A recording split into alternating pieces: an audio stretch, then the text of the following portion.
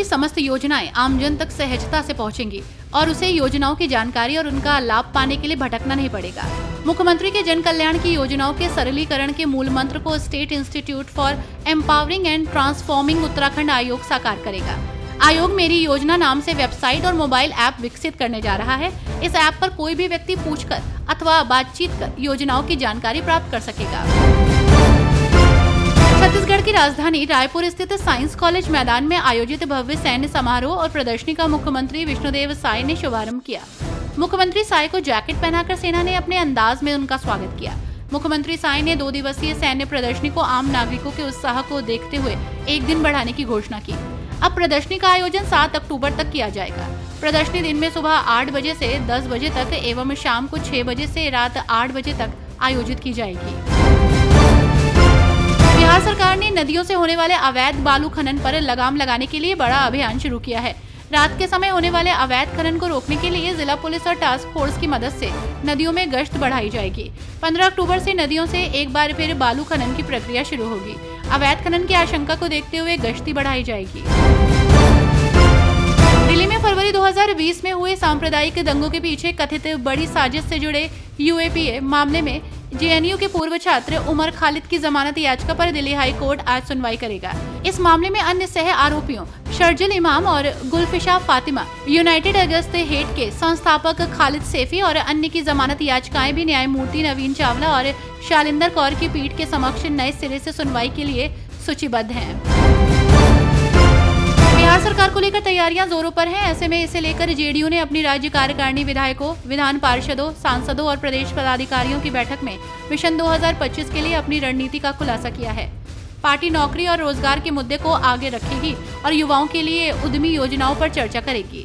NDA की घटक दलों के साथ समन्वय को मजबूत किया जाएगा और डबल इंजन सरकार के तहत बिहार को हुए लाभों को भी गिनाया जाएगा।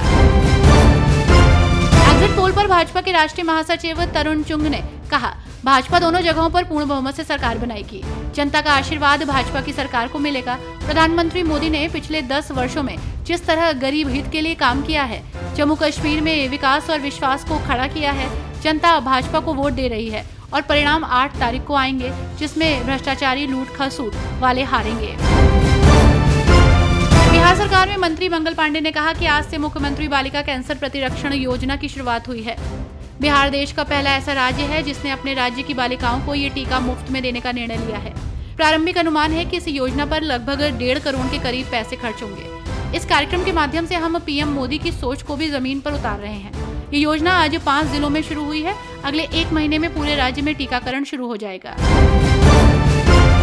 कांग्रेस के नेता उदित राज ने हरियाणा के चुनाव को लेकर कहा कि चुनाव के नतीजे इंडिया गठबंधन के पक्ष में आते नहीं हैं। जब एग्जिट पोल हरियाणा में कांग्रेस के पक्ष में आ गया है तो मुझे ये लगता है कि हरियाणा में कांग्रेस 70 सीटों तक जाएगी। ये कांग्रेस की एक तरफा जीत है। हरियाणा के चुनाव में मोदी जी का करिश्मा जो था खत्म हो गया है। जम्मू कश्मीर और हरियाणा विधानसभा चुनाव के एग्जिट पोल पर कांग्रेस नेता प्रमोद तिवारी ने कहा, निर्णायक बढ़त है। ये एक ट्रेंड है और जब एक बार ट्रेंड शुरू होता है तो गाड़ी कहां जाकर रुकेगी ये कहा नहीं जा सकता। जम्मू कश्मीर में भी हम पूर्ण बहुमत तो प्राप्त कर लेंगे, लेकिन ये चक्र कुछ आगे भी जा सकता है। हरियाणा में भाजपा से लोग उब गए हैं, उनके झूठ से उब गए हैं, इसलिए हरियाणा में दावे से कहा जा सकता है कि 2/3 से अधिक बहुमत आएगा और जम्मू कश्मीर में हम साधारण बहुमत के साथ सरकार बनाएंगे। राज्य सुप्रीमो और पूर्व रेल मंत्री लालू प्रसाद यादव के बयान पर बिहार के उप मुख्यमंत्री विजय कुमार सिन्हा ने कहा, लालू प्रसाद यादव राजनीति के सबसे भ्रष्ट व्यक्तियों में से एक हैं। वही व्यक्ति हैं जिन्होंने अपने पूरे परिवार को रेलवे नियुक्ति घोटाले के कारण बेल पर लाकर खड़ा कर दिया था। उनके कार्यकाल में जिस तरह से रेल दुर्घटनाएं होती थी, पूरे देश के लोगों का जीवन दांव पर लगा हुआ था।